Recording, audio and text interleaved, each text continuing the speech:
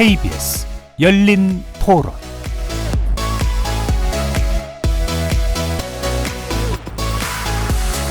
안녕하십니까. KBS 열린 토론 정준희입니다.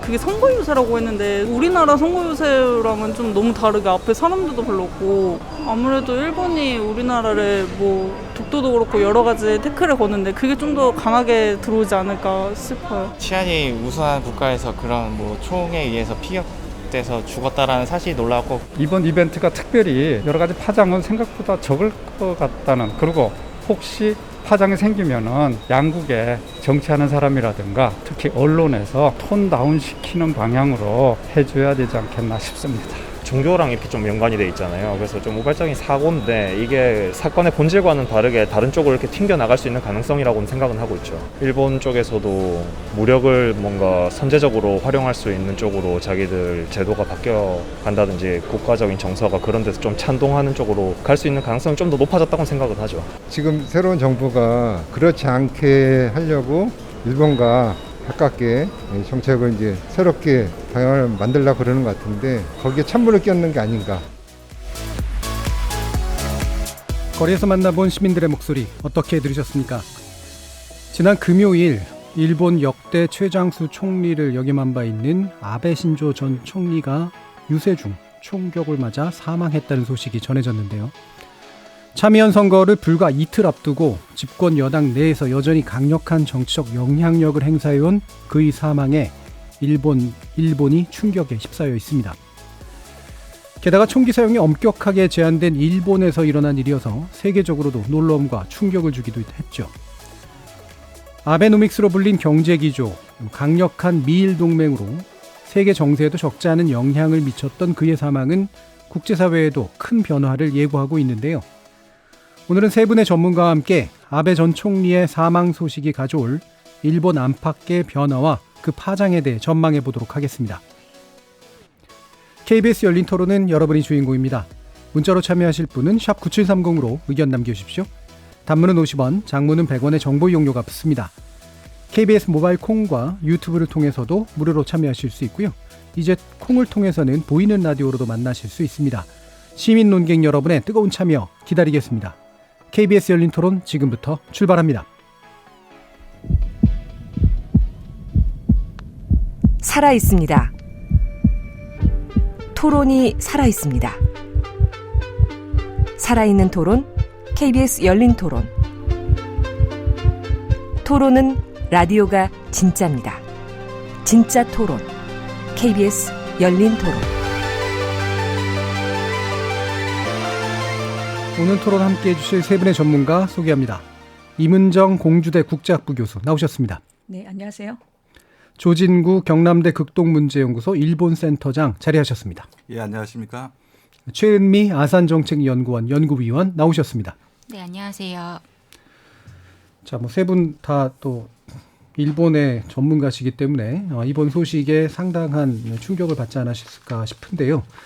기본적으로 이번 사태를 어떻게 보고 계시는지 세 분 의견 먼저 간략히 들어보고 본격적인 논의 들어가 보도록 하겠습니다.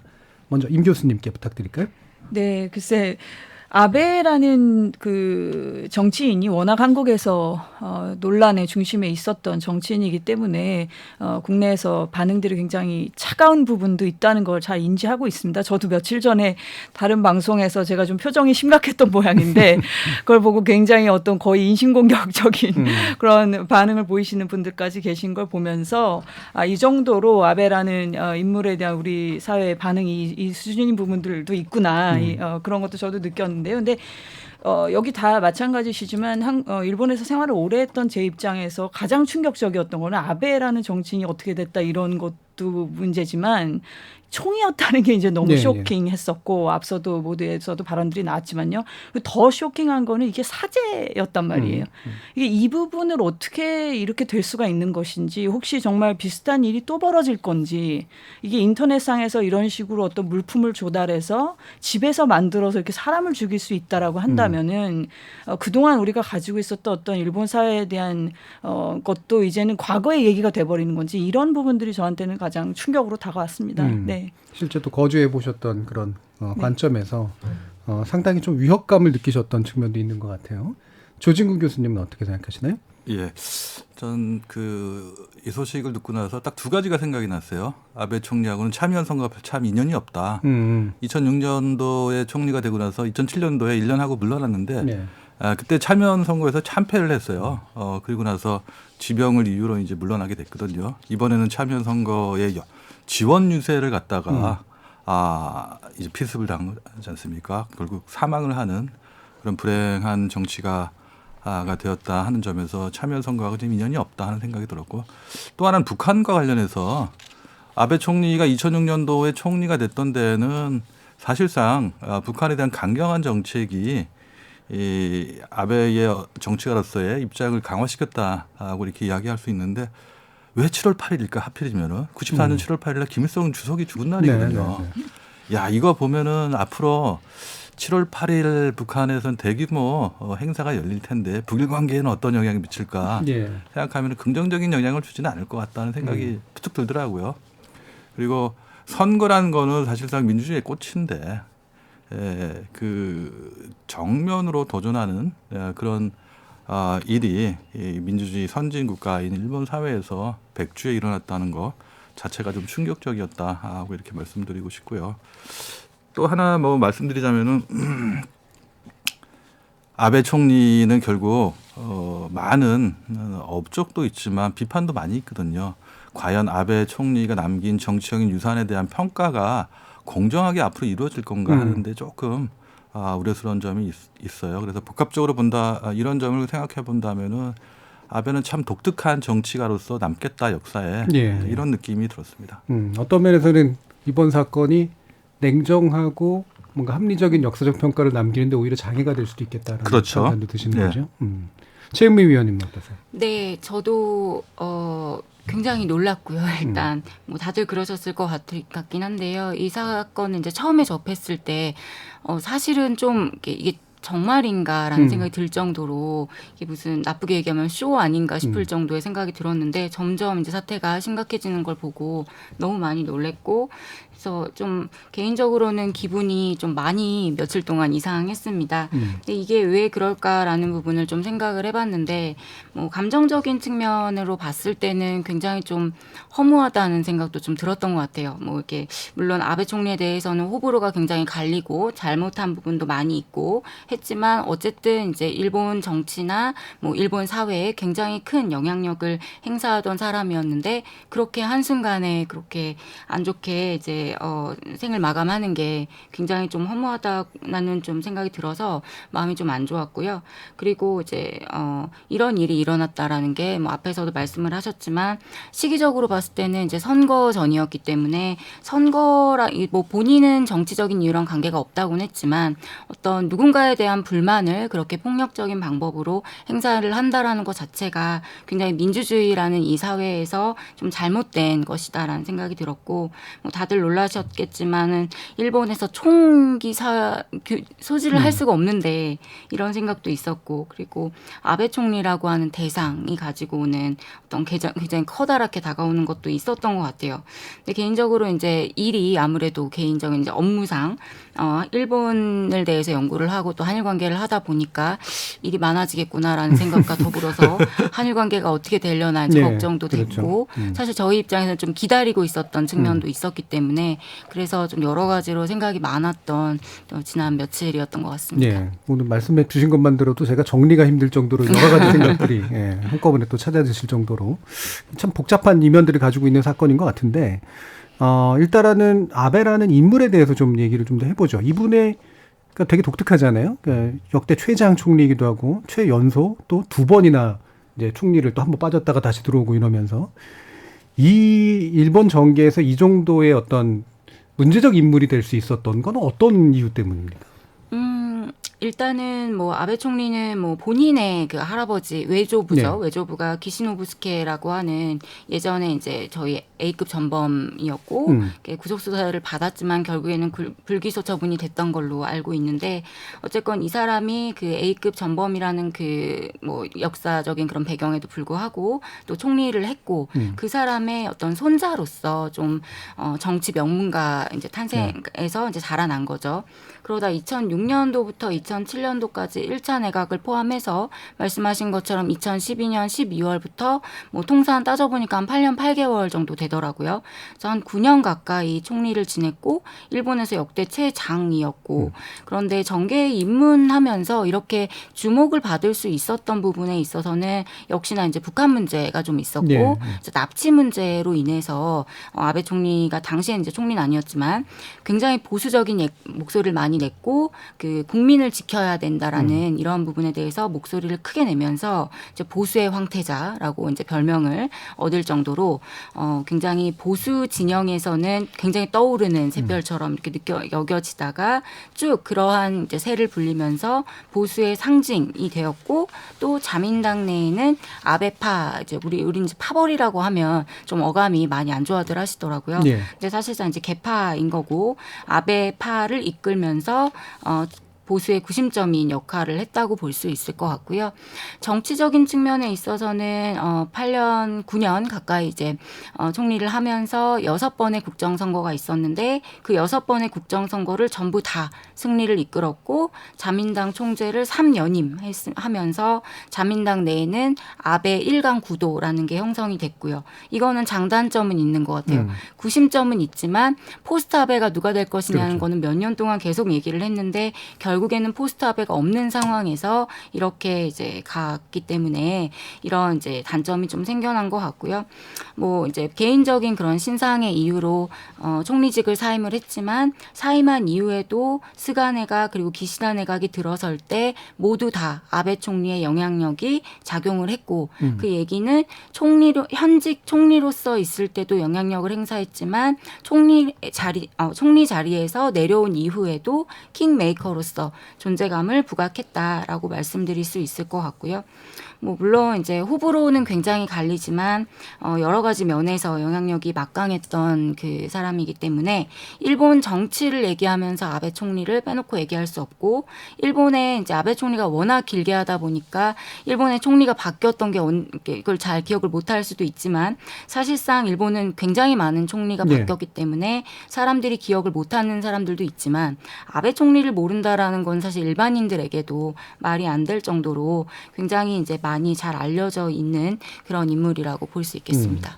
아무래도 이제 정치 명문가 출신으로서 이제 스타성이 기본적으로 있었고 또 이제 일본이 느끼는 위협이랄까 여기에 대한 이제 강경한 목소리를 통해서 이제 강경 보수의 총화로서 떠올랐고 또 내부 파벌 정치도 굉장히 강력했고 이런 건데 제가 아까 잠깐 이제 그 아베노믹스 얘기도 좀 했었는데요. 그 아베노믹스도 좀 어느 정도 평가가 필요할 것 같은데 이 부분은 임문정 교수님 어떻게 생각하세요? 글쎄 이제 저는 뭐 완전히 경제학자는 아닙니다만은 그래도 정치 경제를 나름 들여다보는 사람 입장에서 봤을 때는 저는 아베노믹스를 처음에 도입한다고 할 때에는 나름대로 긍정적으로 봤습니다. 왜냐하면은 워낙 일본이라는 사회가 그 리세션 기간이 너무나 길었었고 뭐 일례로 제가 일본에 건너간 게 97년인데 뭐 그때나 나중에 다시 갔었을 때나 뭐 가격 변동이 거의 없는 정도의 사회였었기 때문에 그런 사회라고 한다면 한번 어떤 이런 말하자면 부스트샷이라고 할까요? 그런 게 필요하다라는 생각은 했었었는데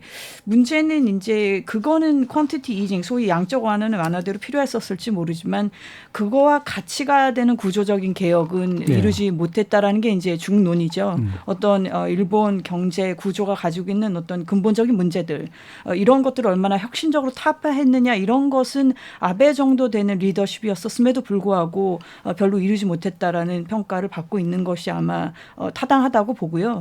그리고 문제는 이제 코로나 사태가 터지고 이제 이렇게 우크라이나 전쟁까지 돼버리니까 가격이 안 그래도 지금 온 세계가 지금 인플레이션으로 문제인데 지금 이미 그 돈이 너무 과하게 풀려 있었던 나라에 빚이 있는 나라에 이런 것까지 이제 오니 요즘 엔저 형상이라고 하는 것은 이제 걷잡을 수가 없을 정도로 가고 있다라는 것도 아베노믹스가 뭐 일조를 안 했다고는 말할 수가 없겠죠. 그래서 그런 부분들은 아마 일본 안에서도 비판적으로 보시는 분들이 꽤 많은 것으로 알고 있습니다. 네. 자, 아베 전 총리에 대한 평가를 조중규 교수님께도 좀 들으면서 이렇게 강한 인물이 사라지고 나면 사실은 일본 내 정치도 상당한 변동을 겪을 수밖에 없을 테니까 전망까지도 한번 말씀 주시죠. 가장 큰 정적인 변화라는 거는 기시다 총리의 후원자 역할을 아베 총리가 했다. 2021년 9월 달에 있었던 자민당 총재 선거에서 아베의 도움이 없었다면은 기시다는 총재가 될 수 없었고 총재가 되지 못했다. 그런데 이번 선거 참여 선거를 승리로 이끌었음에도 불구하고 기시다 총리의 얼굴에는 미소가 없어요. 그리고 참여 선거 때 자민당이 내세운 공약집은 일본을 지키고 미래를 창조하는 결단과 실행력 이런 거였거든 제목이요. 결국 일본을 지키는 게 아니라 전직 총리도 지키지 못하는 그런 사회가 됐다는 걸 또 보여주는 그런 꼴이 돼버렸어요. 역설적으로. 그런 의미에서 본다면은 기시다 총리가 가장 고민에 빠져 있다. 정치적으로 본다면은 장기 집권 태세가 갖춰졌다고 할 수 있지만 아베 총리의 급작스러운 사망에 의해서 자민당 내 정치가 상당히 유동화됨으로써 본인이 앞으로 어떻게 자민당 내에 정치를 해야 할지 고민에 빠지게 됐다. 더군다나 국제사회의 급격한 변화로 기시다 총리는 역사의 기로에 서 있다 이런 말을 자주 했거든요. 내외에 커다란 위기에 직면해 있다. 그런 측면에서 앞으로의 말 그대로 혼자 독자적인 총리 혹은 정치 지도자로서의 홀로서기 할 수 있는 계기가 됐는데 과연 그런 준비가 되어 있는지 혹은 어떤 생각을 가지고 앞으로 이끌어 나가야 할지 시험대에 올라 있다 이런 생각이 들어요.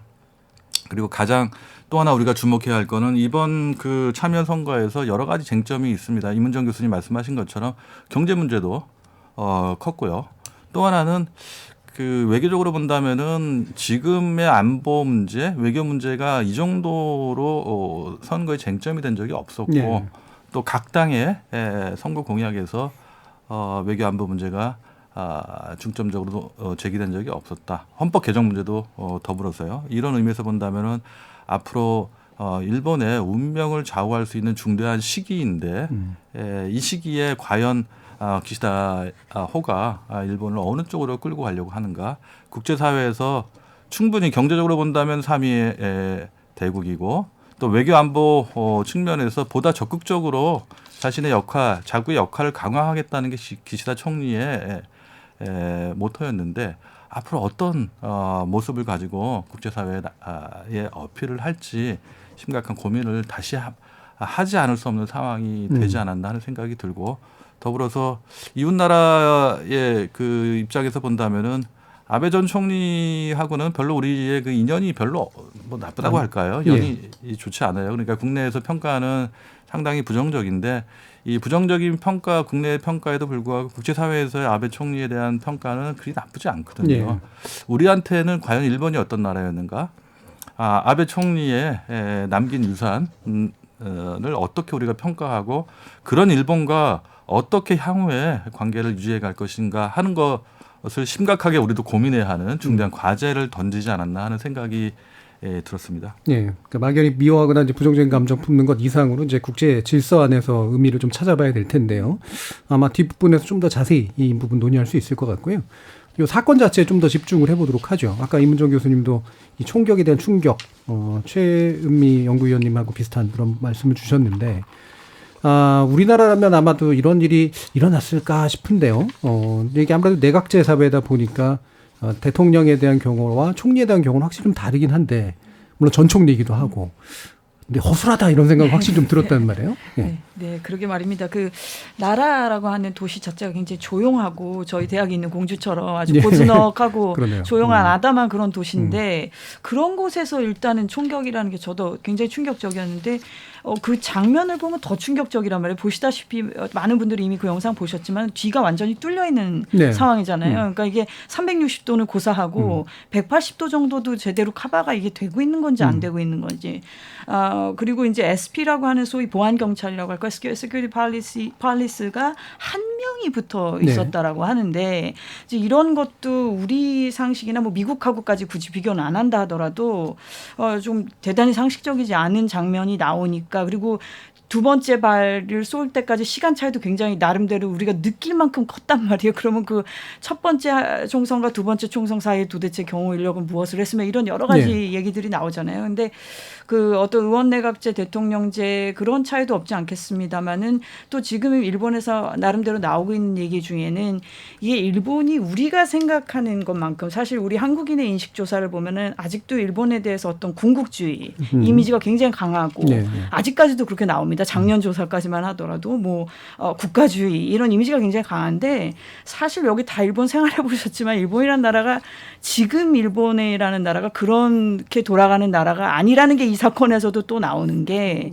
경시청만 보더라도 이게 지금 다 지방 현청이라고 그러죠. 우리나라 지금 도에 해당하는 현이니까요. 그 현청이 담당을 하고 중앙 경시청은 약간 그걸 배후에서 그냥 지원하는 수준?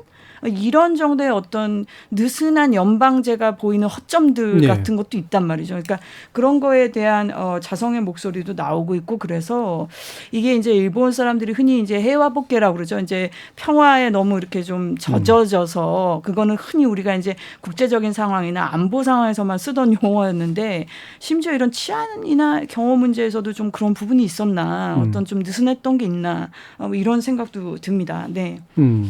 그러니까 우리가 이제 보는, 그러니까 상상하거나 이제 흔히 생각하는 것만큼 일본이 그렇게 막 촘촘하고 또 완력이 굉장히 강하고 이런 사회가 아니라는 점이 또 이번에 더더욱이나 여실하게 드러났다라는 그런 말씀이신데 조준 교수님이 보시기에 이게 이제 물론 내부로 좀 이따 들여다봐야 되긴 합니다만 이게 보통은 이제 이 정도 정치적 인물에 대한 공격이면 상당한 정책 갈등의 요소도 내포하고 뭐 이제 극단주의적인 성향이나 이런 것들도 좀 보일 수 있고 그런데 이게 좀 뭐 전체 굴러가는 거 보면 그렇지는 않은 것 같아요. 국제사회도 이제 처음에 좀 긴장했다가 좀 그렇게까지 되고 있는 것 같지는 않은데 어떻게 보세요? 글쎄요. 그러니까 임 교수님 말씀하신 것처럼 총기로부터 안전한 나라 일본. 서구의 입장에서 특히 미국에서는 최근에 총기 사고가 뭐 하루 이틀 얘기가 아니지 않습니까? 그에 비하면은 안전한 일본이라고 생각했는데 안전하지 않은 일본이라는 걸 보여줬다.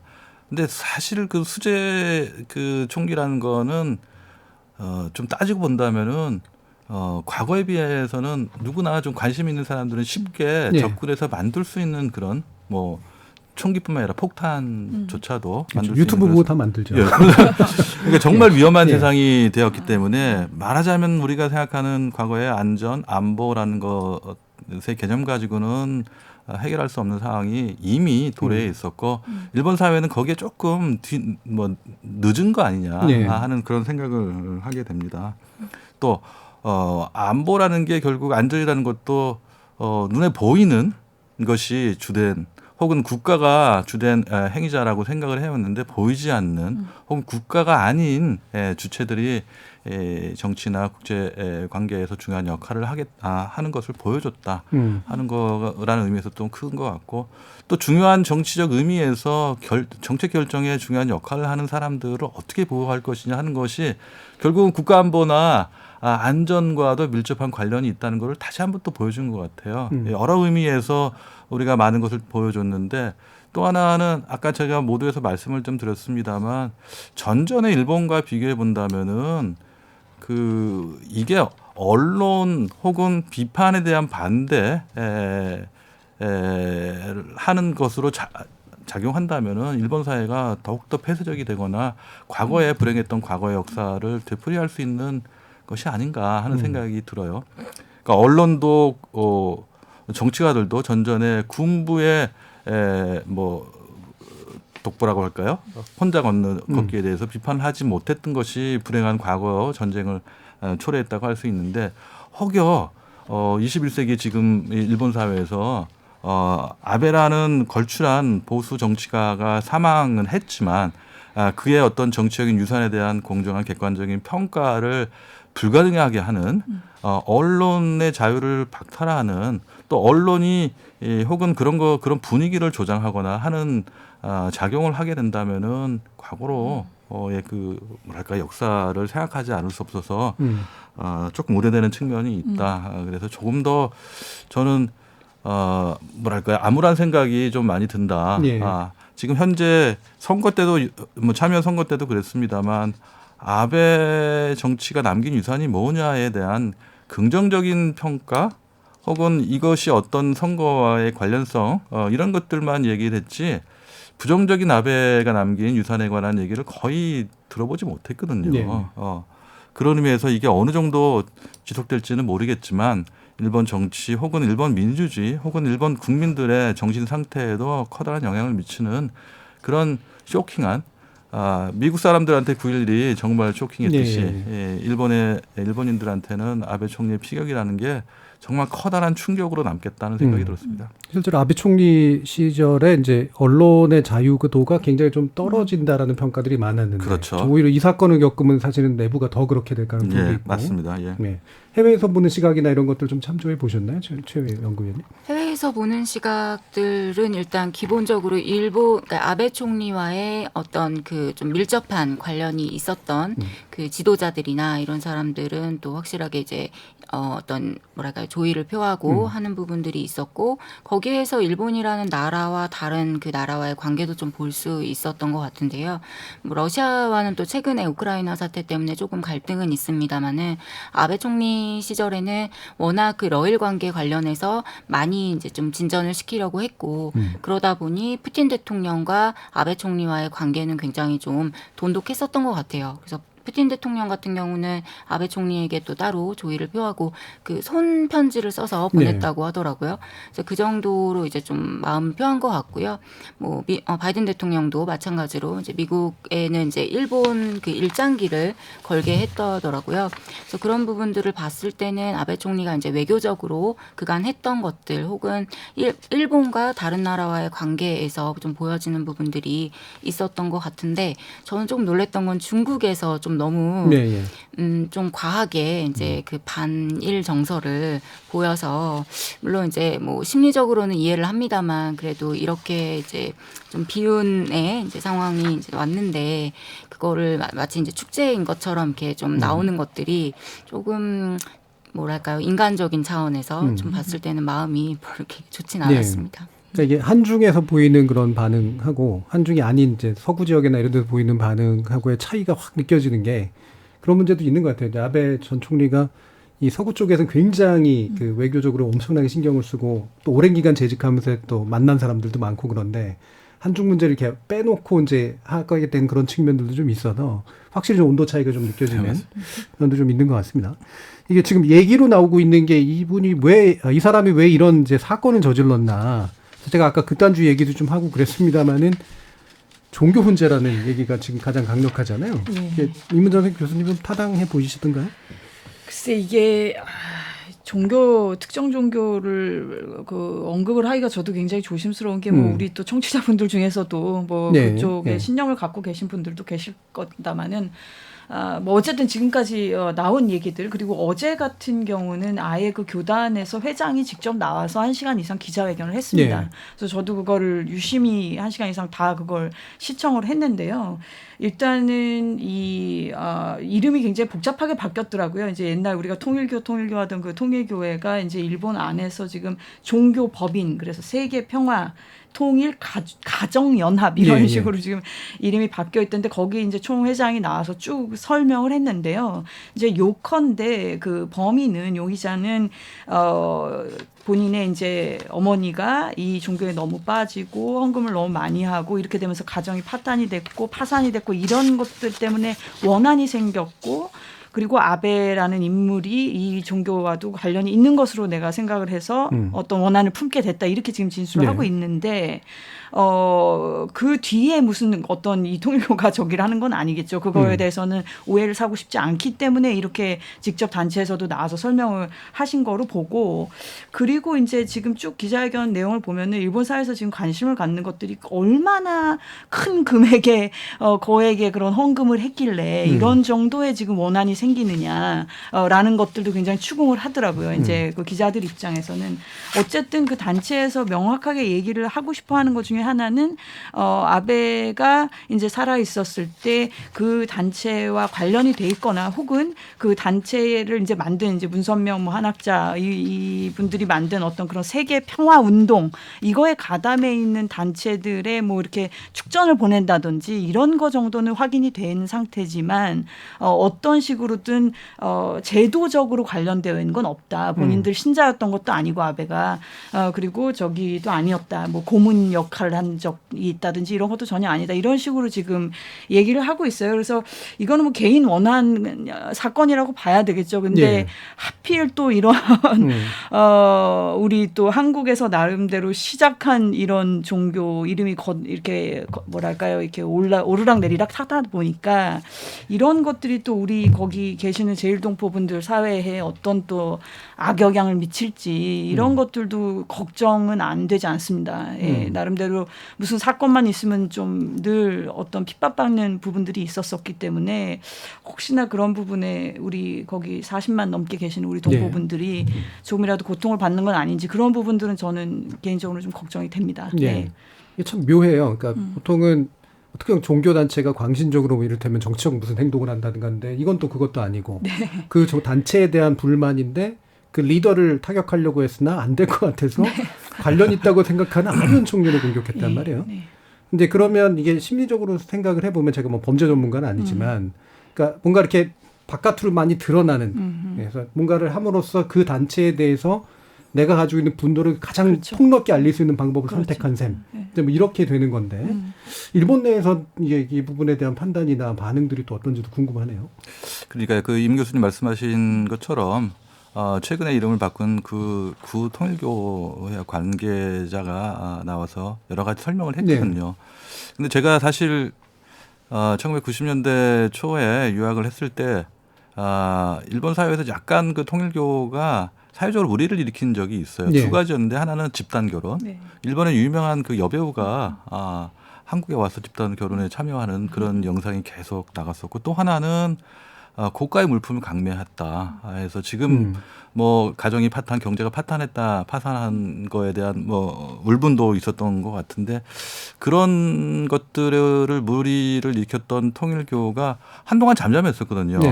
그러다 갑자기 저는 이 사건을 보고 나서 다시 사회에서 문제를 일으키고 있는가 하는 생각이 들고 또 하나는 아베 총리가 2012년 그 다시 또 총리가 될 수 있었던 데에는 소위 말하는 일본 회의라는 보수 단체의 영향이 컸는데 그 일본 회의의 주축을 이루는 단체들 가운데 한 축이 또 종교 단체거든요, 일본에. 그런 의미에서 우리가 보이지 않게 통일교하고 아베 혹은 아베 지지 세력이라고 할까요? 정치적인 연관성이 있었나 하는 생각이 들어요. 그래서 앞으로 좀 더 이거는 일본 언론이나 검찰의 조사를 통해서 밝혀져야 할 것이지만 정치와 종교라는 게 결탁이 되면은 정말 무서운 상황이 발생할 수 있는데 그런 사회가 돼버렸다 한다면은 일본이 조금 더 건전해지지 않을 가능성이 있다 하는 우려를 좀 하지 않을 수 없다. 더군다나 우리가 생각하는 것보다 훨씬 더 그 세계 평화통일 가정연합이 침투되어 있는 것 같아요. 일본 언론에 그 보니까 2017년 8월 달의 시점에 전국에 284개의 교회가 있대요. 그렇다면은 우리가 소위 말하는 개신교든 카톨릭이든 이런 게 전국에 얼마나 있는지 모르겠지만 수적으로 본다면 적지 않은 수인 것 같아요. 그렇다면은 일본 사회에서 다시 한번 이 구 통일교에 대한 관심이 더 있을 것이고 임 교수님 말씀하신 것처럼 발상지가 한국이기 때문에 이것이 혹시 한일 관계 혹은 한국 사람들에 대한 부정적인 이미지를 주는데 역할을 한다면은 한일 관계에는 역시 또 부정적인 영향이 발생하지 않을까 하는 우려가 좀 되긴 했습니다. 이게 시쳇말로 기승전 한국하고 연관성이 지금 원래 한국이 오해받았던 것도 좀 있었고요. 초기에. 또 통일의 문제니까 이제 아니구나 했는데 또 이제 그게 또 한국학에 걸려서 또 연결될 수도 있고. 그렇죠. 되게 복잡한 그런 일들이 좀 있는데요. 이 부분 나중에 최은명 위원께 다시 한번 좀 여쭤보고 지금 일본 현지가 좀 연결되어 있습니다. 지금 이영채 게이센 여학원 대학교 교수님 모셨는데요. 한번 인사 나눠보죠. 안녕하세요. 네, 안녕하세요. 예.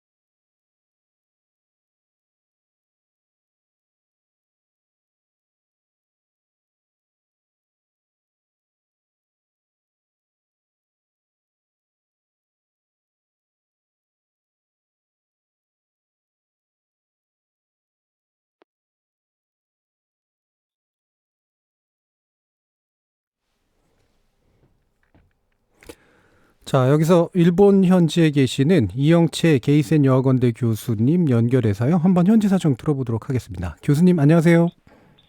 네, 안녕하세요. 자, 지금 이제 아베 전 총리 장례식 가족장으로 치러진 것으로 아는데요. 일본 내 분위기 좀 전해 주시죠. 네, 어제 저녁에 아베 전 총리의 가족을 중심으로 해서 일본은 통야라고 하는데 여기에 국내외 요인들 약 2,500명 정도가 함께 조의를 표명한 것 같습니다. 그리고 오늘은 오후 1시부터 공식적인 고별식 장례식이 있었고요. 그리고 일본에서는 생방송으로 아베 전 수상의 운구차가 자민당 당사, 국회의사당을 통과해서 길거리에는 많은 민간인들이 나와서 송별하는 모습들이 계속 텔레비에서 중계되고 있습니다. 예, 전반적으로 어쨌든 애도 분위기로 지금 치러지고 있는 것 같은데, 일단 총격범이 밝힌 이유는 이제 종교적인 이유고 종교적 불만이죠. 일본 내에서 이게 좀 수용이 되고 있나요? 예, 초기에 사건이 발생하자마자 아베 전 수상의 정치적 신조에 대한 반감이 아니다라고 선을 그어줬고요. 그 다음에 이게 특정 종교에 어머니가 깊게 빠졌고 이곳으로 기부금을 통해서 가정이 파탄났다.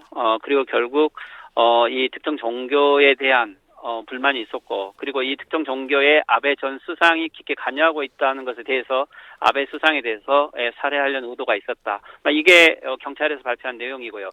실제 초기에는 그 목적에 대해서 많이 궁금해했는데 종교 단체가 거론되면서 일본 사회 내에서도 이 특정 종교와 그리고 아베 수상과의 관계에 대한 많은 관심들이 생긴 것 같습니다. 예, 일단 그럼 관계에 대한 관심이 생기는 정도까지는 일단 좀 진행이 된 것 같은데 저희가 이제 우려하고 있는 부분은 이 통일교가 한국에서 유래한 종교이기도 해서 공연이 또 한국하고의 어떤 연관성이 생겨버리는 건 아닌다라는 시점인데요. 이 부분에 대한 어떤 여론은 어떻습니까?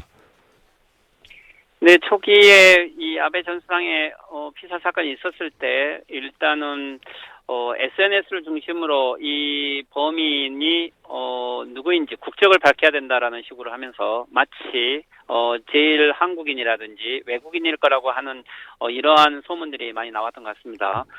그리고 특정 종교단체라고 거론이 되었을 때 이미 SNS에는 통일교라는 것이 가장 먼저 등장을 했고요.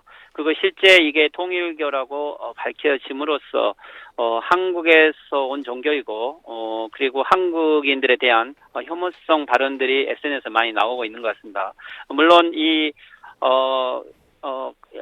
범인 자체가 전해상 자위대원이라고 이렇게 나와 있어서 네. 한국인에 대한 나름대로의 반감은 크게 위축되긴 했지만 다시 통일교로 연결되면서 이게 반한 감정으로 다시 연결되지 않을까 이렇게 좀 우려하는 분위기들은 많이 있습니다. 예, 그러니까 초기에 이제 한국에 대한 의심이 좀 있었다가 자위대 대원이라고 하는 게 밝혀지면서 좀 사그라들었다가 통일교 문제 때문에 다시 좀 올라올 수 있는 그런 조건으로 지금 바뀌고 있는 것 같은데 이게 참여연 선거 직전에 일어난 일이어서요.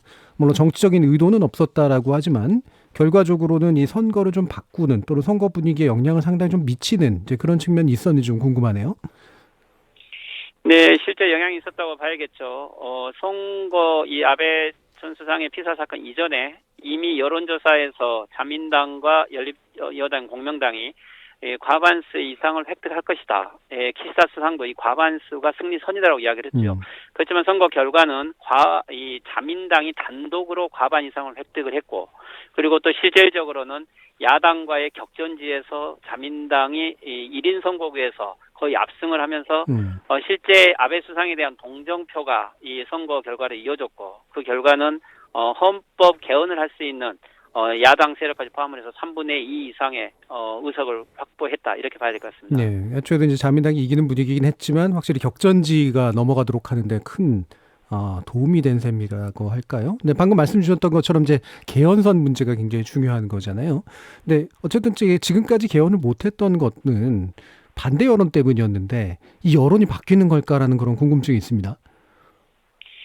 네, 이전에 아베 전 수상 때도 중의원과 참의원을 3분의 2 이상 획득한 적은 있었지만 실제 국민 여론이 받쳐지지 않아서 시기를 놓쳤죠. 그렇지만 이제 최근에는 우크라이나 사태 이후에 일본의 여론은 중국과 러시아가 일본을 침략할 것이라고 하는 외부적인 위험 요소를 계속 강조해왔죠. 여기에 아베 전 수상의 피살 사건은 국내적인 어떠한 위기의식을 크게 고조시키면서 일본이 이 헌법을 개정하고 보통국가로 가야 된다고 하는 이러한 여론으로 좀 활용이 되고 있는 것 같습니다. 예. 또 실질적으로 이번 참여연 선거 결과로 자민당과 헌법 개헌 세력이 거의 압승을 한 상태이기 때문에 어느 때보다도 헌법 개정이 좀 현실적인 문제가 되었다. 좀 이렇게 봐야 될 것 같습니다. 예, 그러니까 정치적인 여건은 지금 완성된 셈이고 우크라이나 사태로 인해서 또 여론이 바뀐 것들도 있어서 이게 이제 실제로 개헌이 가능한 그런 분위기로까지 가게 될 가능성이 높다. 이렇게 보셨는데 이 아베 총리가 굉장히 좀 문제적인 인물이었고 총리로 이제 물러날 때는 지지율이 굉장히 떨어진 상태에서 물러나서 재기가 가능할까 싶었는데 이번 사망이 있고 난 다음에 어떤 식으로 이제 그러면 평가가 될지 좀 궁금하거든요. 네, 일단 지금 현재 조문기간이기도 해서 아베 수상의 장례식과 관련돼서 SNS 여론이라든가 일반 미디어들 보면 아베 수상에 대한 아주 전폭적인 지지와 또는 여론은 마치 미화와 우상화에 하는 이런 모습도 보이는 것 같습니다. 예. 일본의 민주주의를 어떻게 보면 가장 퇴행시킨 장본인이고 정치의 사유화를 함으로써 일본 정치의 질이 많이 낮아진 장본인이고 책임자이기도 하지만 실제 이게 선거 기간에 어떻게 보면은 피살을 당함으로써 마치 민주주의의 화신인 것처럼 이런 식으로 전도되는 경향들이 지금 있는 것 같습니다. 예.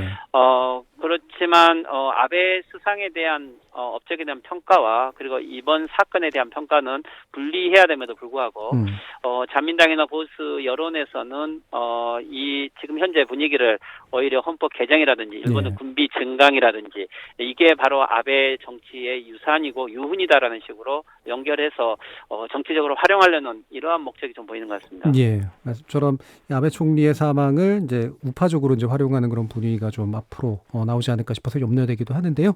지금까지 좀 말씀 잘 들었고요. 다음에 또 다시 한번 여쭙도록 하겠습니다. 감사합니다. 네, 수고하십시오. 자, 지금 유영채 교수님과 말씀 나눈 것처럼 한국인에 대한 약간 의심이 있었다가 줄어들었다가 다시 좀 늘고 있는 그런 분위기가 좀 있고 확실히 이제 이 사망이 일본 내 이제 자민당에서 강경파들의 이제 입지를 좀 강화시키고 있는 그런 상태가 된 것 같다라는 그런 평가도 좀 해주셨는데요. 최은미 연구위원 뭐 이런 지적에 대해서 어느 정도 동의하시나요? 또 현지에서 말씀을 해주시니까 아무래도 굉장히 어렵네요. 네. 근데 저는 개인적으로는 물론 이제 현지에서 또 바라보시는 분위기가 더 적합할 수는 있겠습니다만은 뭐 기존에 이제 제가 뭐 다양한 언론 보도라든지 이런 걸 봤을 때는 글쎄요, 물론 그럴 가능성을 배제할 수는 없지만 그게 일반적으로 굉장히 많이 확산되어 있는 분위기라고 보기에는 좀 어려운 부분이 있는 것 같습니다. 그래서 물론 이제 우리는 혐한에 대한 어떤 우려를 해야 되고 거기에 대한 어떤 지적을 해야 되는 거는 맞는데 근데 이러한 것들이 아닌데 그렇게 자꾸 보도를 하면 마치 오히려 더 반감을 사게 되는 그래서 저는 이 부분은 사실 굉장히 좀 조심스럽게 접근을 해야 되는 게 맞다고 생각을 하고요. 그래서 만약에 실제로 어떤 사건이 일어나서 그 사건을 보고 우리가 분석을 하는 건 괜찮은데 그럴지도 모른다는 한 몇 %의 가능성 때문에 이 부분을 이제 마치 전체인 것처럼 하기에는 조금 무리가 있다는 생각이 들고요. 오히려 이게 한국과의 연관성이라기보다는 일본 사회에서 물론 이 사건이 이제 어느 정도 좀 정리가 되면 다양한 평가가 이루어지겠지만 일본 사회적인 문제 그리고 이게 뭐 정치인에 대한 테러라는 부분에 초점을 맞춘다면 물론 앞서 말씀을 하셨던 정책 결정자들이나 정치인들에 대한 어떤 그런 피습으로부터의 보호 이런 부분도 강화돼야 되는 측면도 있지만 일본에서 좀 문제가 되는 어떤 사회적으로 문제가 되는 것 중에 하나가 묻지마 살인 같은 게 좀 많이 발생을 하잖아요. 이것도 어떻게 보면은 사실 인과관계가 굉장히 명확하지 않은데 그 부분에 대해서 굉장히 폭력적이고 가장 해선 안 되는 그런 방법으로 이제 그런 사례를 한 거기 때문에 아마 여기에 대한 어떤 좀 논의가 더 깊어질 거라는 생각이 들고요. 통일교 관련해서 당연히 한국의 이제 그 유래를 찾는 과정에서 언급이 되는 거는 맞겠지만 있지만 그 화살이 만약에 혐한으로 이어진다거나 한국에 대한 어떤 반감으로 이어진다면 그거는 일본 사회가 정말 제대로 가고 있지 않은 거라고 보고 그런 말이 나왔을 때 그게 아니다라고 말하는 뭐랄까 좀 더 정상적인 사고를 가진 일본인들이 더 많지 않을까 그렇게 기대를 좀 해봅니다. 그러니까 우려할 만한 가능성은 있지만 괜히 우려하는 게 현실로 만들어지는 그런 동력이 될 수도 있기 때문에 굉장히 조심스러운 접근이 필요한 것 같다라는 말씀 주셨는데 우리 언론도 사실 굉장히 좀 참조할 부분인 것 같긴 합니다. 이런 내용들 이어지는 2부에서 이후 국제관계와 함께 좀 더 자세히 토론해 보도록 하겠습니다. 여러분은 KBS 열린 토론과 함께하고 계십니다. 토론이 세상을 바꿀 수는 없습니다. 하지만 토론 없이 바꿀 수 있는 세상은 어디에도 없습니다.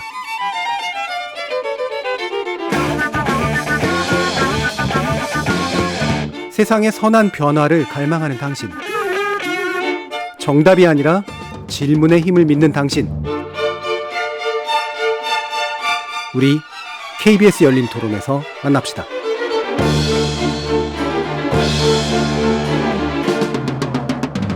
KBS 열린 토론, 아베 전 총리의 사망이 미칠 파장과 영향에 대해서 진단해보고 있는데요. 조진구 경남대 극동문제연구소 일본 센터장, 최은미 아산정책연구원 연구위원, 이문정 공주대 국제학부 교수 이렇게 세 분의 전문가와 함께하고 있습니다. 자, 정치적인 이제 전망들을 좀 더 구체적으로 해봐야 될 것 같은데요. 그러면 자민당 내 권력 지형의 변화에 대한 조진구 교수님의 의견을 먼저 좀 여쭤보도록 할게요. 예, 아마 자민당의 최대 파벌이 이제 아베파이거든요. 두 번째가 이제 모떼기파, 아소파, 그리고 기시다파, 니카이파, 뭐 이렇게 이제 한 5개 정도 주요 파벌이 있다라고 할 수 있는데 이제 기시다 총리에게는 아베파의 후계자가 뚜렷하지 않은 상황에서 아베파가 앞으로 어떻게 될 것이냐 하는 것도 관심이지만 지금까지 아까 말씀드린 바와 같이 아베의 도움을 얻어서 정권을 권력을 유지해 왔는데 아베 없는 기시다네가 아베 없는 기시다 정치 이를 어떻게 할 것이냐는 게 과제다 이렇게 말씀 다시 드릴 수 있을 것 같아요.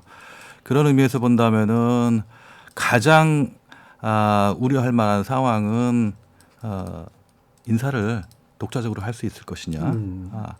지금 뭐 일본 언론에 의하면은 8월 말에서 9월 초에 내각을 개조하고 자민당 집행부를 교체하겠다라고 이렇게 알려져 있는데 조금 더 본인이 원하는 방향으로 인사를 할 수 있을 것인가 하는 거 하고 또 하나는 정책적인 측면에서 본다면은 아베의 레거시라는 것도 중요하긴 계승을 하는 것도 중요하긴 한데 아베와는 다른 색채의 기시다의 정책을 어떻게 전면에 내세울 것이냐 하는 그런 과제라고 생각을 해요. 사실은 이 두 문제는 밀접하게 연결이 되어 있어서 어떻게 보면은 나쁘게 말하면 아베 죽이기를 하지 않으면은 기시다는 홀로 설 수 없는 거고 또 외교적인 측면에서 본다면은 물론 커다란 족적을 남긴 거는 분명합니다. 인도 태평양 자유롭고 개방된 인도 태평양 전략이라는 거 혹은 쿼드 지금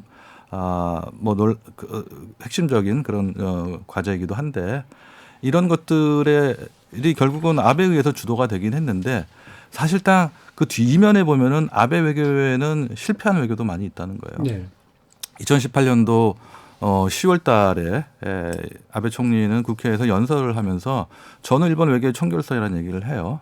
그래서 북한의 완전한 비핵화를 하고 북한과의 관계 정상화를 하겠다. 두 번째는 러시아와의 북방 영토 문제를 해결하고 평화 조약을 체결하겠다.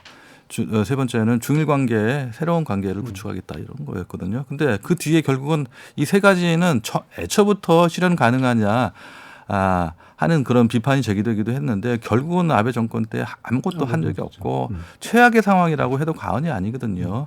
그렇다면 이거를 버리고 기시다 총리가 어떤 외교 정책을 할 것이냐 하는 것인데 이런 의미에서 저는 지난 6월 10일 날 싱가포르 그 샹그릴라 대화에서 했던 기시다 총리의 기조 강연이 중요한 역할을 한다고 생각을 해요. 거기에서 이제까지 경제적으로 국제사회에 공헌을 해왔는데 외교안보 측면에서 일본의 역할을 강화하겠다. 또 당면한 최대의 현안이기도 하죠.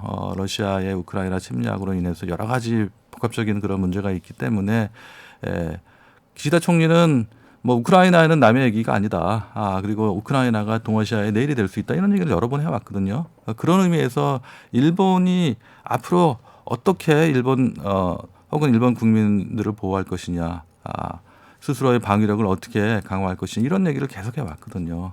그런 것 또 국제사회에서 유엔의 뭐 기능이 금방 강화되는 건 아니지만 유엔의 개혁을 더불어서 일본이 국제사회 유엔에서 어떤 역할을 할 것이냐 하는 것도 중요한 이런 것들을 통해서 새로운 것을 제시하고 실행에 옮겨갈 수 있는 발판을 마련한다면은 기시다 총리는 충분히 외상도 오랫동안 했고 외교의 전문가이기도 하기 때문에 충분히 가능성이 있다고 생각하는데 아까도 말씀드렸지만 그 속에서 한국은 있냐, 한일 관계는 어떤 위치를 의미가 부여되어 있냐 하는 측면에서 본다면 역시 조금 약하다 하는 측면이 들어서 우리의 그 감정만 가지고 혹은 마음만 가지고 한일 관계는 개선이 되지 않을 것인데 그런 가운데 한일 관계를 우리가 어떻게 가져갈 것이냐 하는 것도 역시 우리의 그 과제가 주어졌다 하는 그런 말씀을 좀 드리고 싶습니다. 그러니까 기시다 총리의 어떤 면에서 독자 노선이 필요한 건데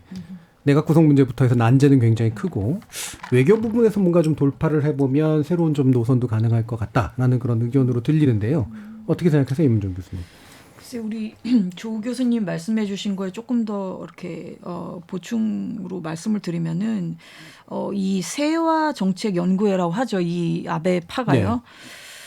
이제 수장이 없어졌는데 이 세화 그 회가 이 아베파가 결국은 누가 이걸 다시 구심점을 만들 것이냐가 엄청나게 큰 관건인 것이 이게 다른 파벌 몇 개 합치는 사이즈의 파벌이란 말이에요. 그런데 그렇다고 해가지고 그럼 이게 와르르 무너질 거냐? 그거는 당분간은 아닐 거라고 저 같은 사람은 보고 있습니다. 왜냐하면은 아까 말씀하셨듯이 지금 내각을 좀 다시 재구성해야 되는 부분이 있고 그 다음에 이제 자민당의 그 소위 보직자들이라고 할까요? 그 집행부에 해당하는 사람들도 좀 다시 앉혀야 되는데 거기서 기시다가 굉장히 정치적인 묘수를 부려야 될 것 같아요. 아베파를 배제를 하자니 반발이 크게 예상이 되고 또 그렇다고 해서 너무 그들을 지금까지처럼 끌어안고 가자니 그렇게 되면 또 미래가 좀 불투명해지잖아요. 왜냐하면 자민당 지금 총재 선거가 2년 남았단 말이죠. 그거는 이제 우리가 지금 골든타임이다 국정선거가 뭐 3년이 없다 하지만은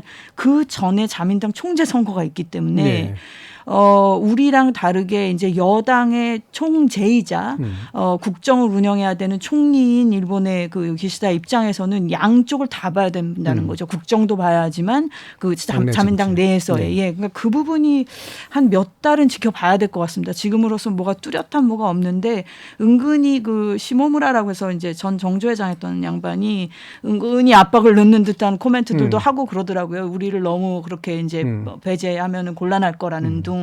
아니면 이제 우리가 나름대로는 단결된 모습을 보일 거란 여기서 우리는 이제 아베파죠. 그런 코멘트들을 하는 거 보니까 하여튼 당분간은 좀 긴장 관계와 또 동거하지 않을 수 없는 관계가 몇 달은 이어질 텐데 그 후로는 기시다에게 다시 말씀드리면 기시다의 그 정치력에 따른 문제가 클 것 같습니다. 당에서 생기는 문제 참 다루기 어려울 것 같다. 라는 말씀이신데요. 최의원 교수님 어떠세요? 네, 저도 비슷한 생각이고요. 우리가 이제 많이 얘기하는 황금의 3년 이 부분은 사실 전제가 기시다 총리가 연임을 한다. 그리고 아베 총리가 이제 좀 받쳐주는 그 상황에서 중의원을 해산하지 않고 끝까지 중의원이 임기를 다 한다라는 그 전제가 있을 때 가능한 얘기였는데 이 전제가 다 무너졌기 때문에 사실 이제는 황금의 3년을 얘기하는 게 저는 조금 상황이 좀 변했기 때문에 다르게 봐야 된다고 생각을 하고요. 만약에 그대로 간다라고 했을 때 그럴 가능성은 굉장히 낮지만 그냥 간다고 했을 때 중의원이 끝까지 임기를 마친다라고 하면 3년 후인 2025년은 중의원 선거와 참의원 선거를 같이 해야 되는 이제 더블 선거를 해야 되는 상황인데 이 리스크를 기시다 총리가 지려고 하진 않을 것 같아요. 그러면 그걸 그렇게 해서 이기려면 본인이 연임을 이미 했어야 되는 상황인 거잖아요. 그럼 그럼 연임을 하려면 그 전에 자민당 내에서 자신을 지지할 수 있는 세력을 만들어야 되는 거고 이 세력을 만들기 위해서는 현재 가장 큰 파벌을 형성하고 있는 아베파가 본인을 지지를 해줘야 되는데 굉장히 이제 복잡한 이제 셈법이 필요한 상황인 거죠. 그래서 2년 안에 뭔가 본인의 어떤 그 지도력 같은 거를 어필을 해야 되는데 사실 여태까지 그 기시다 총리가 보여왔던 그 리더십은 그런 리더십은 좀 가는 좀 거리가 있다 보니까 이게 가능할까라는 이제 고민이 좀 생기는 것 같고요.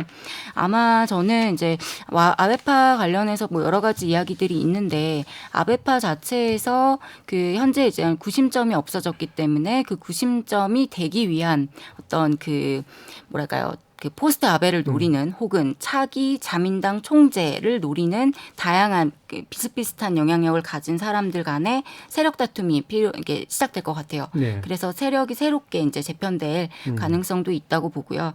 그리고 이 과정에서 뭐 저희가 편의상 파벌로 나눠서 이렇게 얘기를 하고 파벌 간의 어떤 이견이 어느 정도 이제 단결돼서 가는 거는 맞습니다만 아베 총리가 이제 이렇게 좀 사망을 하고 그리고 이 과정에서 본인이 하고자 했던 그런 뭐 헌법 개정이라든지 여러 가지 것들이 좀 있다 보니까 이게 마치 이제 유지가 돼서 고인의 뜻을 받들어야 되는 그리고 자민당이 지향해야 되는 그런 것처럼 남게 된다면 다른 파벌이었다 하더라도 아베 총리의 뜻을 기리기 위한 의원들이 이탈을 할 가능성도 있을 것 같아요.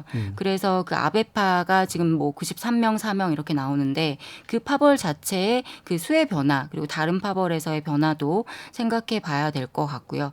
결국에는 이러한 그 세력 다툼이나 이런 부분들이 뭐 8월 말에서 이제 9월 정도로 예상이 되는 내각 개편 그리고 자민당 내에서의 그 인사 조직을 봤을 때 그 다음에 어떻게 될 거다라는 거를 예측할 수 있을 것 같습니다.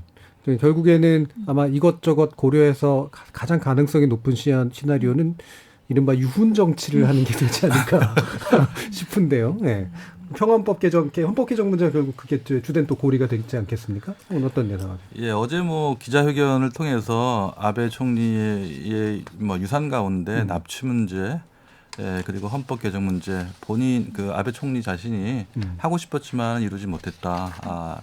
이런 과제 어렵지만 본인이 계승하겠다 이런 얘기를 했는데 사실상 실현 가능하냐 그러면 쉽지 않은 얘기예요. 네. 그래서 이거를 냉면 그대로 받아들여야 하는 건가 아니면은 정치가로서의 고도의 발언으로 이해할 것이냐 좀 다른 측면이 없지 않아 있습니다. 그런데 헌법 개정 문제는 아까 말씀드린 바와 같이 아베 총리뿐만 아니라 자민당 결성 이후에 당시예요.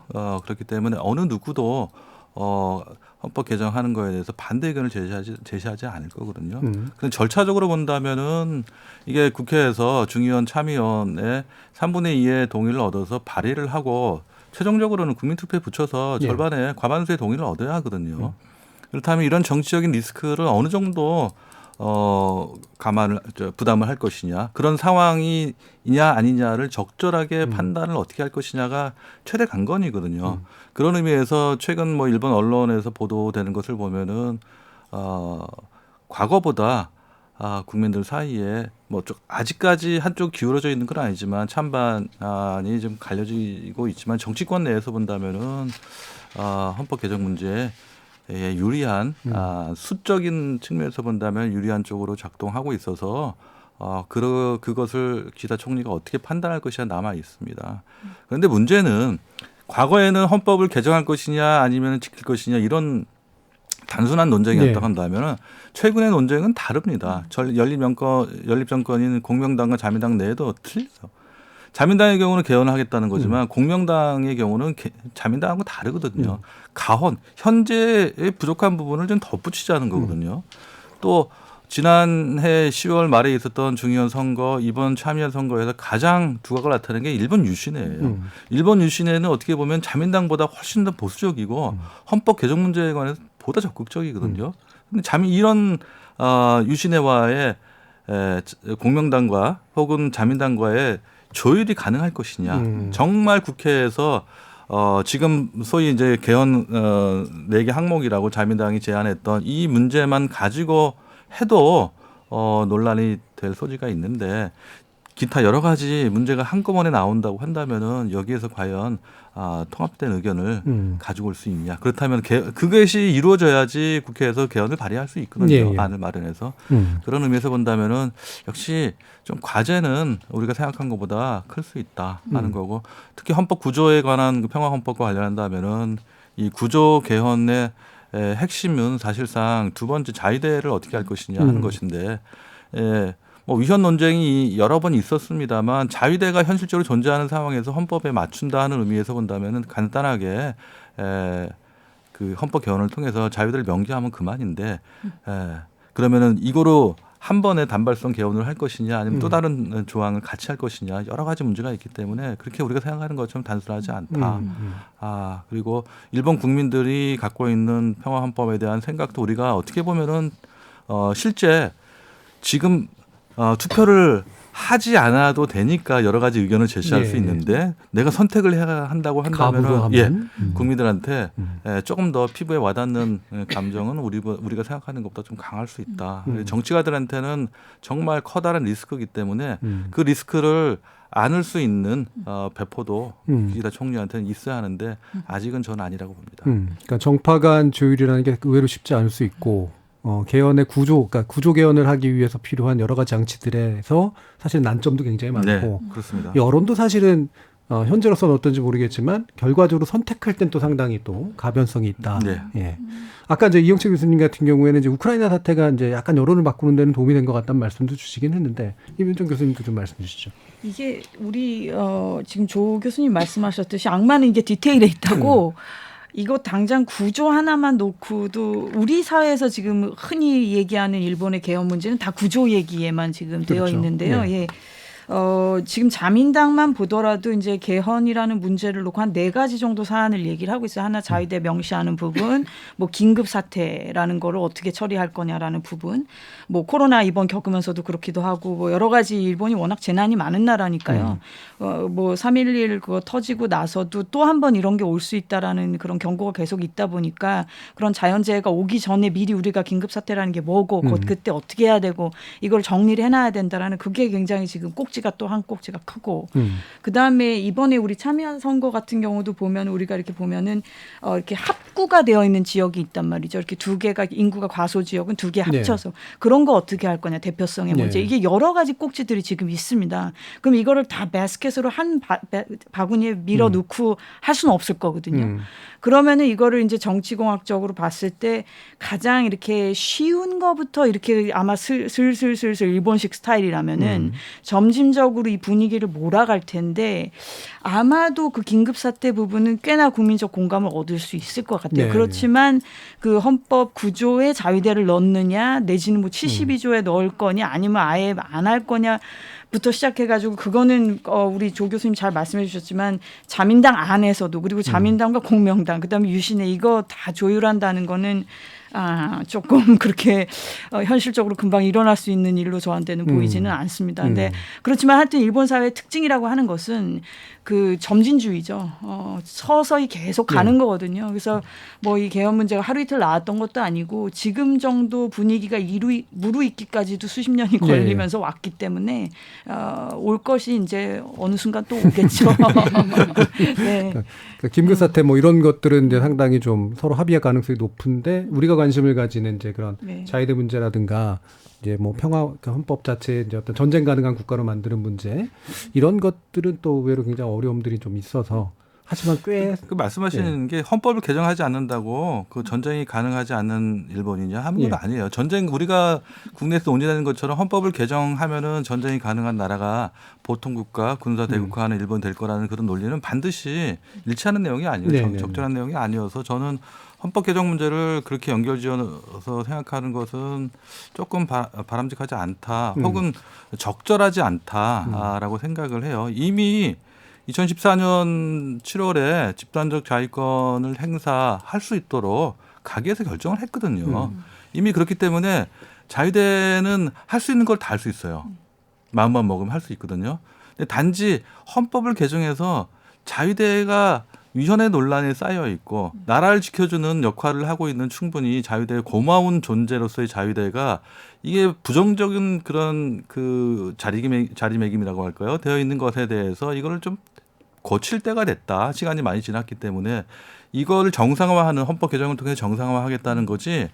이 헌법을 통해서 일본이 평화헌법을 부정하고 전쟁할 수 있는 나라가 돼서 과거에 길을 걷겠다 하는 건 그런 의미는 아니거든요. 그래서 우리는 조금 그런 논의를 좀 너무 비약해서 하는 거는 바람직하지 않지 않나 하는 저는 그런 생각을 합니다. 그러니까 말씀이 일부는 또 이해가 가는데 일부는 살짝 이해가 안 가는 게 이미 실질적으로 전쟁이 가능하다라는 말씀. 그럼요. 있는 거잖아요. 네. 예. 그러면 개헌을 통해서 전쟁 가능한 국가가 되겠다라고 하는 말하고 뭐가 틀리죠. 헌법 그 평화헌법 구조의 1항에 보면은 그런 내용이 있어요. 뭐 구조는 두 개 항으로 구성되어 있는데 1항은 그런 거예요. 정의와 질서를 기초로 하는 국제 평화를 성실히 희구한다. 국권의 발동인 전쟁과 무력에 의한 위협, 무력의 행사를 이제 부정하는 거거든요. 또 국제 분쟁 해결의 수단으로서 무력을 행사하거나 위협하는 것을 하지 않겠다는 거거든요. 네. 구조의 1항은 변화하지 않을 거예요.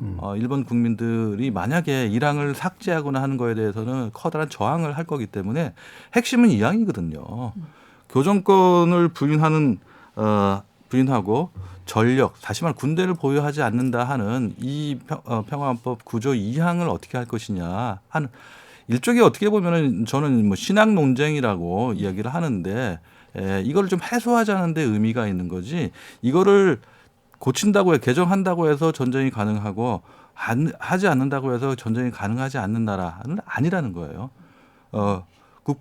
실제로 국방비, 방위비만 하더라도 세계 10위 안에 들어요. 일본은. 그다음에 육상자위대, 뭐 해상자위대, 항공자위대의 실제 능력을 본다면 우리가 생각하는 것도 훨씬 강합니다. 그렇기 때문에 마음만 먹으면 또 실제로 뭐 유사 우크라이나 전쟁도 마찬가지이고 중국과 대만 문제도 여러 가지가 논란이 되고 그러니까 있습니다. 제가 궁금한 거는 그러니까 우리들이 잘못 알고 있는 게 뭐냐라고 하는 건데 이미 전쟁할 수 있다라는 말씀이잖아요. 예. 그러면 헌법을 고치는 게 왜 어렵느냐라는 역질문도 가능하잖아요. 네. 예. 제가 말씀드렸듯이 이 헌법 구조의 2항을 바꾸어야 꼭 바꿀 필요가 있느냐 하는 거에 대한 아직 컨센서스가 없었는데 이게 조금씩 바뀌고 있는 건 사실이에요. 자유대가 실제로 존재했었고 자유대의 존재를 인정하냐 인정하지 않냐 하는 게 전후에 일본의 커다란 논쟁거리였거든요. 근데 지금 아무도 그 논쟁 삼지 않습니다. 그런 의미에서 본다면 자유대 존재를 인정하고 있다는 거거든요. 예. 그런 의미에서 본다면 바꿀 필요가 있지만 바꾸지 않아도 그게 커다란 그 변화가 없어요. 예를 들면 유엔 헌장도 마찬가지거든요. 유엔 헌장 바꾸지 않았음에도 불구하고 처음에 유엔이 창설될 당시에 중국의 대표권은 대만에서 지금 공산 중국으로 갔고 또 소련에서 러시아로 갔거든요. 그런 의미에서 본다면은 제가 뭐 말씀드리는 게 적절할지 모르겠습니다만 저는 굳이 연결시킬 필요는 없다고 생각합니다. 그러니까 여전히 그래도 궁금한 건 그럼 왜 굳이 그렇게 어려운 일을 하려고 하느냐라는 문제가 계속해서 해명은 좀 안 되는 것 같은데 괜찮아요. 이미 전쟁이 가능한데 왜 이렇게 반대가 많은 주변국의 반대가 많은 개헌을 통해서 뭔가를 하려고 하느냐라는 게 약간 여전히 해명은 좀 안 되는 것 같긴 합니다만 최 연구위원님 말씀 들어보죠. 일단 아까 이제 여론 말씀을 하셔가지고 여론조사 이제 마침 나왔던 게 있어서 그걸 좀 말씀을 드리고 싶은데요. 그 요미우리 신문에서 5월에 보도했던 거를 보면 헌법 개정에 대해서 이제 찬성하는 여론이 60% 정도 나왔고요. 반대하는 여론이 38% 나왔습니다. 근데 우리가 이제 한국에서 이제 집중적으로 이제 보고 있는 거는 자민당이 얘기하는 헌법 개정인데 이 부분은 앞서 이제 임 교수님이나 조 교수님 말씀하신 거랑 동일하게 저도 이 부분은 쉽지 않을 것 같아요. 실제로 이제 구조가 핵심인데 구조 1항을 개정할 것이냐라고 물어봤을 때는 구조 1항에 대한 개정 반대가 80%였고요. 구조 2항 전력 불보유 관련한 게 이제 찬성한다가 50% 반대가 47% 이제 비슷비슷하게 나오는 이런 상황인데요. 근데 우리가 이제 헌법 개정이라고 얘기를 할 때는 아까 설명을 잘 해주셨지만 많은 사항이 있는데 이걸 다 통틀어서 그냥 헌법 개정이라고 얘기를 얘기를 하고 있잖아요. 근데 이 중에 사실 뭔가 하나만 개정이 돼도 개정이 된 건 된 거인 거죠. 네. 근데 그게 핵심이 아닌 거죠, 결론은. 그러니까 자민당이 원하는 헌법 개정이 될 것인가, 구조가 바뀔 것인가, 이 부분에 대해서는 여전히 이제 내부에서도 이제 4개 그 파벌이 4개 정당이 이제 의견이 다르기 때문에 저는 어려울 거라고 저도 생각을 하고요. 굉장히 이제 오랜 시간이 걸릴 거라고 생각이 듭니다. 다만 이제 논의가 필요하다라는 거에 대해서는 점점 이제 많은 분들이 공감을 하시는 것 같아요. 이게 왜 필요하냐라고 봤을 때는 역시나 이제 오랜 기간 이 헌법이 한 번도 바뀐 적이 없기 때문에 변화하는 시대에 맞춰서 이제 개정이 필요하다라고 얘기를 하시는 분들도 있고, 조금 전에 말씀하셨던 이제 자위대 관련해서는 자위대는 헌법에는 명시되어 있진 않지만 자위대가 이미 역할을 하고 있기 때문에 굳이 이거를 바꿔야 되냐라는 사람도 있고, 이미 하고 있으니까 확실하게 넣자라는 사람도 있고, 이제 그런 이제 좀 차이가 있는 거죠. 그래서 이게 우리가 좀 생각을 할 때 헌법 개정 얘기할 때 좀 한국에서 글쎄요, 저도 이게 분명히 말하는 거는 헌법 구조일 텐데 그 부분은 이제 제외하고 헌법이라고 하는 커다란 것만 이제 얘기를 하다 보니까 조금 이제 좀 구분해서 생각할 필요가 있고, 아직은 좀 헌법 개정이 실제로 일어나기까지는 상당한 시간이 소요될 것 같다, 이렇게 볼 수 있겠습니다. 제가 덧붙여 한 가지 말씀드리자면은 그 헌법을 개정하자는 저변에는 이런 생각이 있는 것 같아요. 헌법이 1946년에 만들어지고 47년에 이제 시행되었는데 헌법은 당시 미국의 사실상의 미국의 점령 상태에서 스스로가 만든 헌법이 아니라고 생각을 하는 거예요. 강화된 헌법이라고 생각하니까 이제 시간도 충분히 최 박사님 말씀하신 것처럼 충분히 지났고, 우리는 그만한 능력이 있기 때문에 또 상황이 변한 거를 헌법에 반영을 하자. 그렇기 때문에 입헌민주당 야당에서 반대를 쭉 해왔습니다만, 입헌민주당도 입헌주의라는 측면에 그 바탕을 두고 한다면은 필요한 부분을 좀 바꾸자 하는 거에서 논의를 할 수 있다는 논헌이라고 또 얘기를 해요. 그래서 좀 아주 복잡하고 해서 아마 그런 상징적인 의미에서 이제 명실상부하게 우리 스스로가 헌법을 바꿨다 하는 거를 보여주고 싶지 않은가 하는 생각이 들어서 아까 최 박사님 말씀하신 것처럼 불일치를 좀 일치시키자는 쪽으로 가고 있지 않나 하는 생각이 들어요. 네. 한 가지만 더 덧붙여도 될까요? 이게 아마 이제 헌법 개정 문제가 나오기까지는 그 전에 방위력 증강 관련된 논의가 나올 텐데, 여기서 핵심이 되는 건 이제 2가지인 거죠. 하나는 방위비를 1%에서 2%로 올리자라는 거랑 그 반경 능력이라는 부분에 대한 논의가 나오는데, 이 2가지는 사실 아베 전 총리가 굉장히 드라이브를 걸고 본인이 앞장서서 했던 건데, 기시다 총리는 사실 이 부분은 생각이 조금 달라요. 그래서 실제로 그 바이든 대통령이랑 이제 얘기를 할 때는 상당한 수준의 증액이라고 얘기를 했는데, 아베 총리가 그렇게 하면 안 된다, 2%라고 명확하게 얘기를 하자라고 하면서 이 의견이 많이 반영이 된 거죠. 반경 능력이라는 것도 이게 오해가 있다라면서 이제 자민당에서 바꿨는데, 사실 뭐 같은 말인 것 같긴 해요. 적기지 공격 능력이라는 표현을 반경 능력으로 바꿨는데 여기에 대한 해석도 다른 거죠.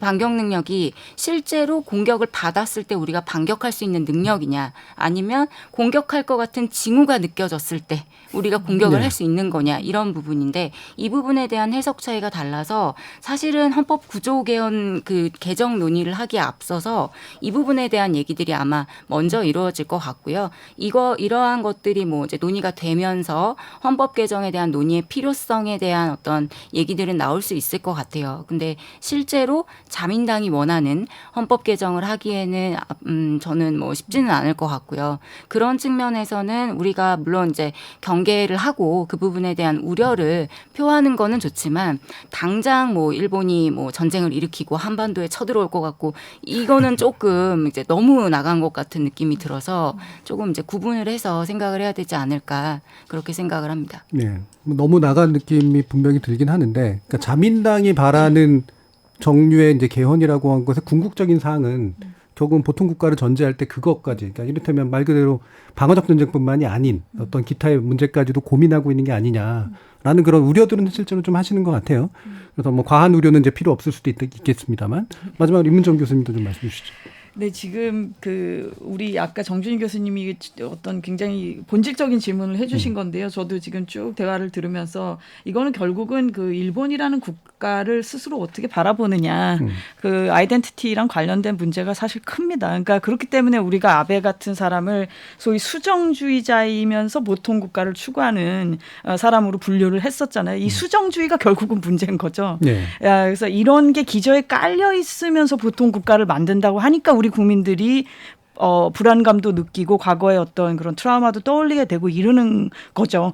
그게 아니고 신뢰가 충분히 있고 지금같이 이렇게 뭐 문화 교류도 많고 인적 교류도 많고 뭐 무역도 많은 이런 나라가 뭐 제대로 이렇게 군사적으로도 우리의 어떻게 보면 우방으로서 우군으로서 든든하게 있어줄 수 있다고 하면 사실 좋은 건데 문제는 사실 그 기저에 있는 이 국가관, 역사관 이거란 말이죠. 그래서 그 부분들이 하여튼 앞서서 다 좋은 얘기 해주셨기 때문에 제가 또 중언부언 하진 않겠습니다만은 하여튼간에 그런 부분과 우리랑 근본적으로 부닥치는 부분이 있다. 그렇지만 거듭 말씀드리지만 당장 벌어질 일은 아니기 때문에 그 사이에 다시 신뢰를 좀 회복할 수 있는 노력이 양 정치권에서 필요하겠다 이런 생각은 하고 있습니다. 네, 네, 알겠습니다.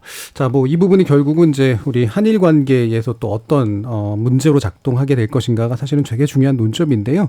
남은 시간 동안 그거를 하기는 대단히 어렵게 이미 시간이 좀 많이 가버려서 다음에 다시 모셔가지고 한일 관계에 더 깊이 있는 논의를 해보면 어떨까 싶습니다. 자, KBS 열린 토론 아베 전 총리의 총격 사망으로 인해서 벌어진 문제들 오늘 세 분의 전문가와 함께 이야기 나눠봤는데요. 최은미 아산정책연구소 연구위원, 이문정 공주대 국제학부 교수, 조진구 경남대 극동문제연구소 연구위원 세 분 모두 수고하셨습니다. 감사합니다. 고맙습니다.